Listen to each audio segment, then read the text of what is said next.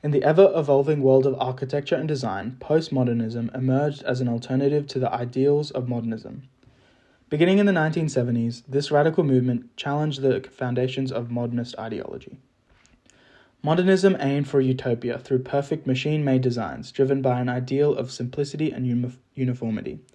But postmodernism saw a different reality, one of full complexity, color, and life's nuances. It embraced abstract shapes and vibrant materials, often drawing inspiration from classical works, but with a relaxed approach. This shift in design emerged alongside a significant political and social upheaval. The 1970s saw a departure from authoritarian regimes and a growing resistance to conventional norms, aligning closely with the postmodern ethos of defying rules. The political landscapes marked by anti-war movements, civil rights movements, and Roe v. Wade deeply influenced the artistic expressions. As America grappled with its own global disputes and internal challenges, these social and economic movements left a mark on the creative arts. One of the most compelling figures in this transition was American architect Philip Johnson. Having begun his career during the height of modernism, he was known as the grasshopper, as he would experiment with mixing styles. This is evident in that he was one of the founders of the International style, which was later opposed by the likes of the Postmodernist style. Notably, Johnson was an openly gay man during a time of social and cultural discourse. Undoubtedly, this influenced perceptions of both his personal life and his professional work. Johnson's journey into postmodernism offers a fascinating study of this time period.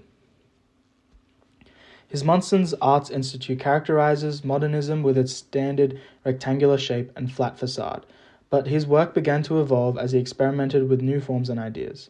This evolution is evident in the spherical chapel of Thanksgiving in Dallas, where abstract shapes began to appear in his designs, hinting at a new direction.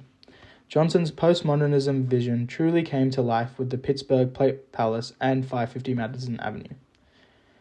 Philip Johnson's PPG Palace, completed in 1984 in Pittsburgh, Pennsylvania, stands as an example of early postmodern architecture. Its distinctive design is marked by its towering reflective glass towers with neo-Gothic elements.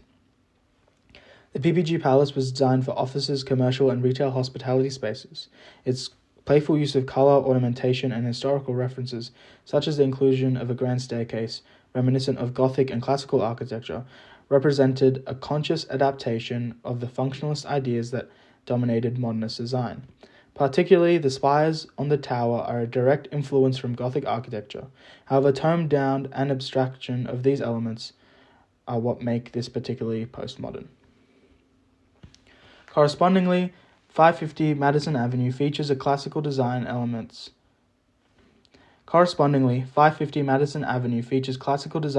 like pediments, arches, and columns, reimagined through a postmodern lens. This fusion of style underscores the era's complex architectural language. Postmodernism, with its embrace of complexity and historical reference, serves as a vibrant counterpoint to the ideals of modernism. The interplay between these architectural movements reflects not just an aesthetic changes, but the broader social and political currents of the time. Postmodern architecture can be defined as the response to modernism, embracing the saying, "Form follows function," while still maintaining local traditions and ornamentation through abstraction.